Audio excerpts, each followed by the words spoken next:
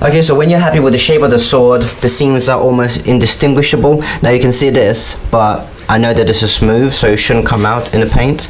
All the seams are pretty much gone. It's smooth, it's sanded the way you want it.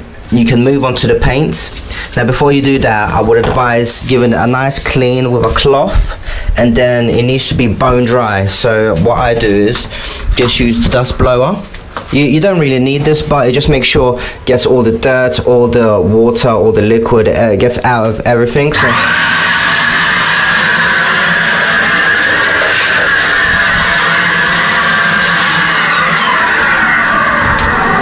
So yeah, do that to both sides of it. And what you're going to want to do now is get your paint ready. So I'm going to be using Rust-Oleum Painter's Touch multi-purpose paint.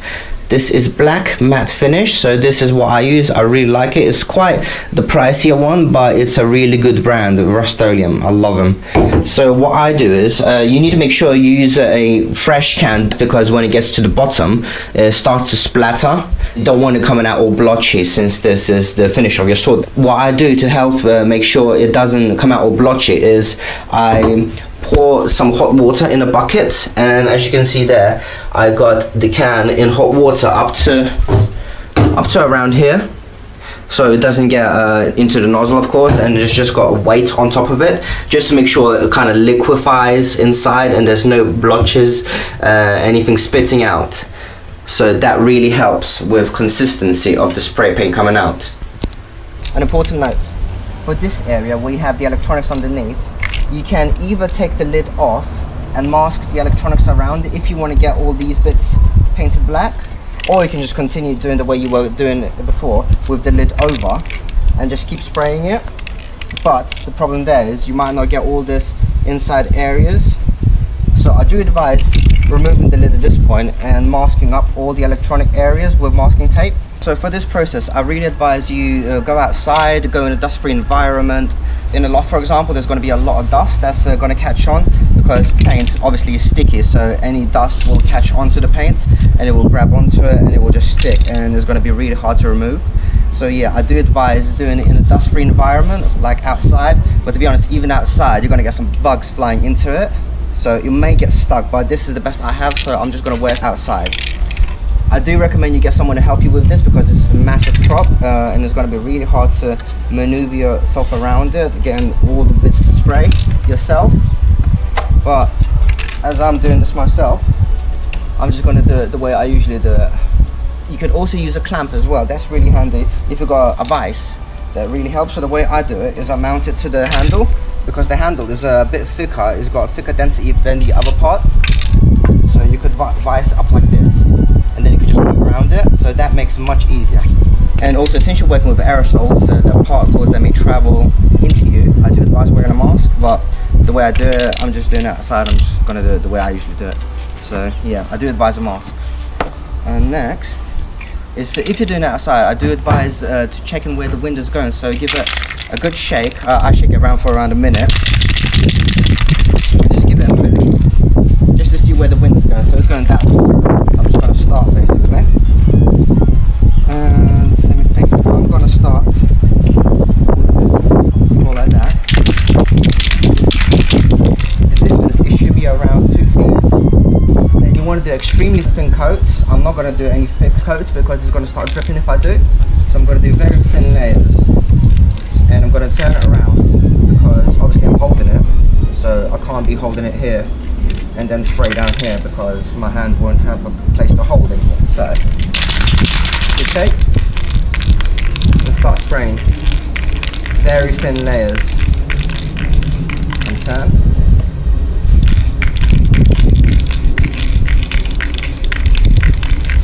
You don't want to go for speed, you just want to go for consistency. That's the most important thing.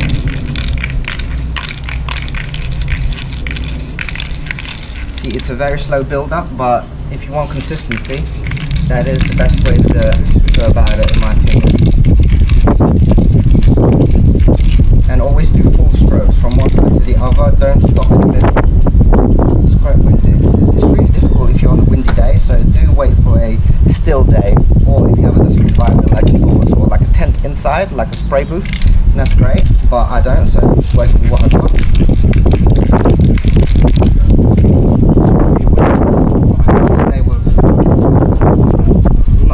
good luck with that.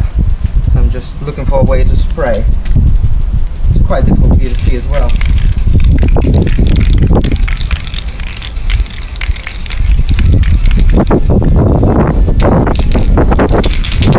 Take every like minute or so.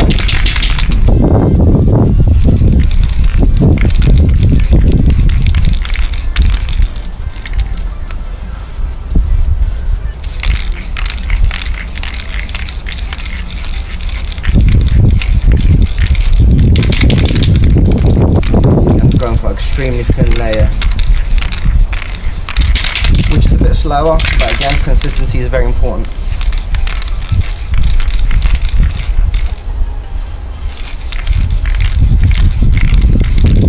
Because that is the best way to achieve a matte look.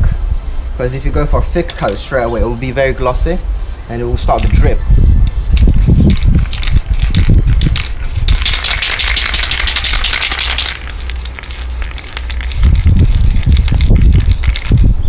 Finger starts to kill, you just give yourself a 5-minute rest. No need to rush. This is like the most important part of the sword, the paint, the finish.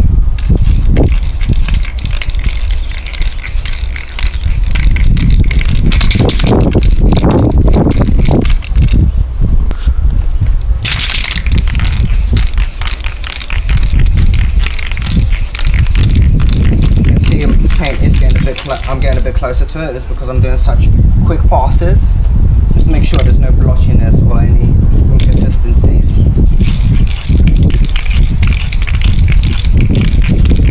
But you can see the layer is building up.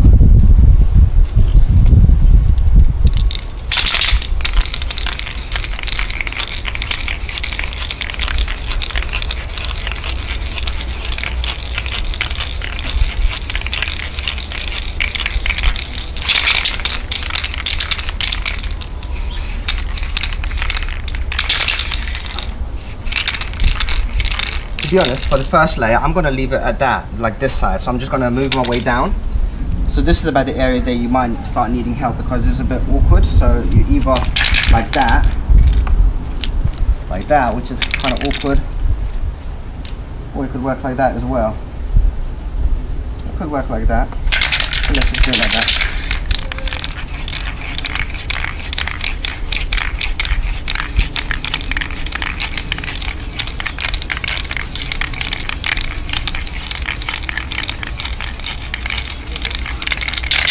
Keep shaking it, don't forget that.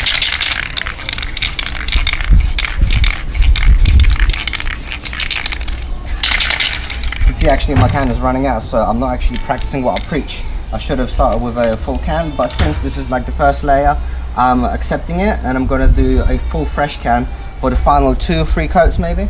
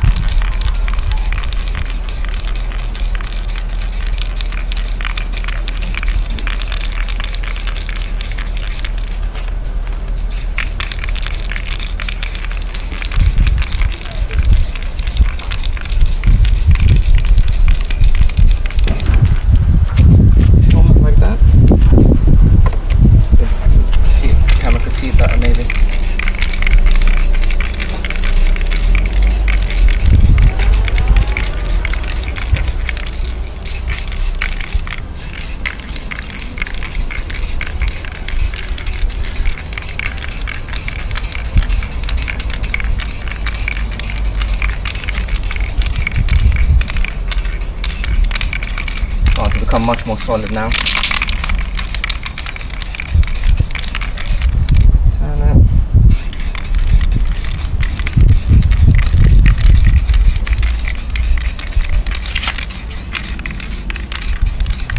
Don't do the handle until the last area, these bits, because it's going to become really hard to handle.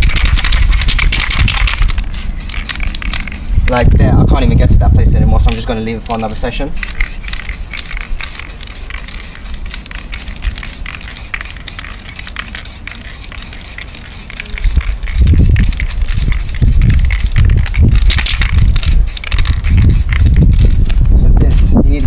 careful with how you spray this. I do advise giving yourself some distance again.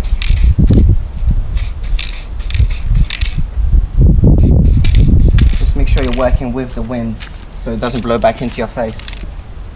But the wind is pretty still right now, so I'm just gonna see what I can do. You shouldn't really be going up and down because it's gonna leave inconsistent blotches maybe. So you need to be rather careful. See, the wind is kind of coming back at me, but I need a camera to see.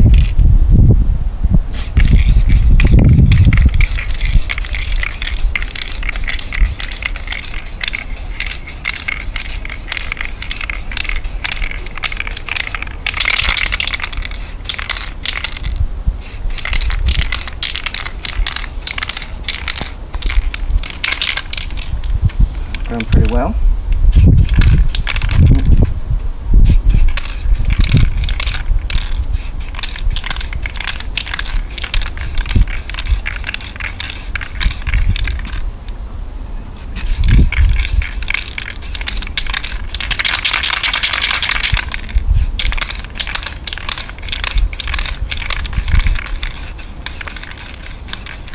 Finger's killing me, so you need to give yourself a rest. Well, I do want to get the complete sword done, at least one coat.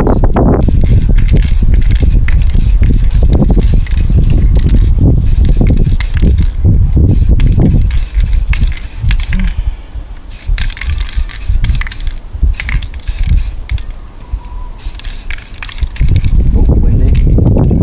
Wait for the wind to die down. Unless you're working with the wind and it helps you somehow.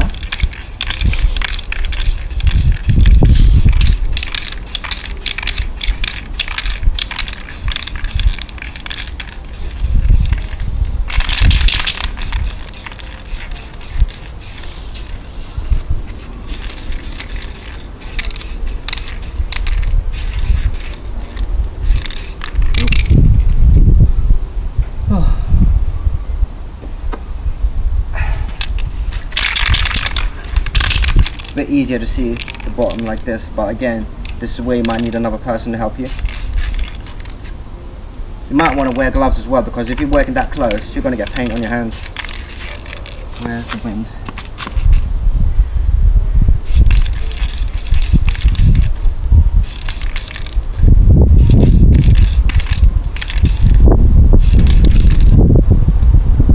It's quite windy. Yeah, doing this one-handed. Not a good idea while it's windy as well.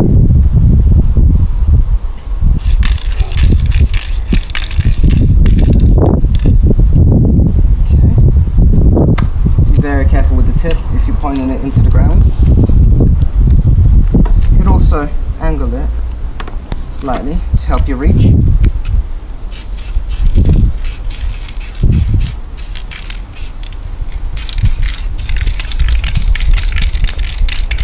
Yeah, don't overspray this area. Not in this area, just the whole areas in general.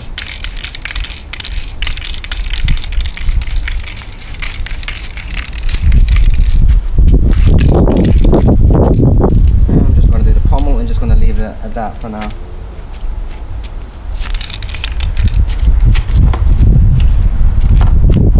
Okay. It's really sunny today.